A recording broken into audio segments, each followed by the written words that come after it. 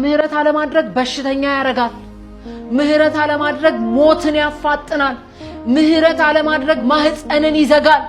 ዛሬ ስለ ምህረት ልንገራችሁ። በተለይም ደግሞ በጣም በምትወዱት ሰው የተበደላችሁ መከራ የደረሰባችሁ በጣም መገፋት የደረሰባችሁና ልባችሁ እጅግ በጣም ለተሰበረባችሁ ሰዎች መልእክት አለኝ።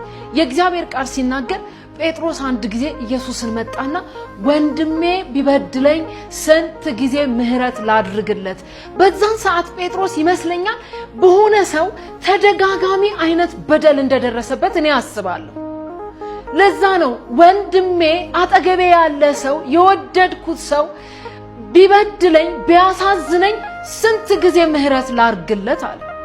ጌታ ኢየሱስ ክርስቶስ መለሰና ወንድሜ ቢበድልህ አለው 7 ጊዜ 70 ይቅር በለው አለ። 7 ጊዜ 70 እኔ ሳባዛው 490 ነው። ሰው እንዴት ሰውን በቀን ውስጥ 490 ጊዜ ይበድላል? በጣም የሚገርመው ግን ጌታ ኢየሱስ ክርስቶስ የምህረቱን ጥግ ገደብ የሌለው ምህረት ማድረግ እንዳለብን ለማስተማር ነው 7 ጊዜ 70 ያለው። ሁሉ ጊዜ ይቅር እንድንል በጣም ከባድ ነው። እኔ በህይወቴ አውቀዋለሁ። የወደድናቸው ሰዎች ሲበድሉን እጅግ በጣም ስብራት አለው።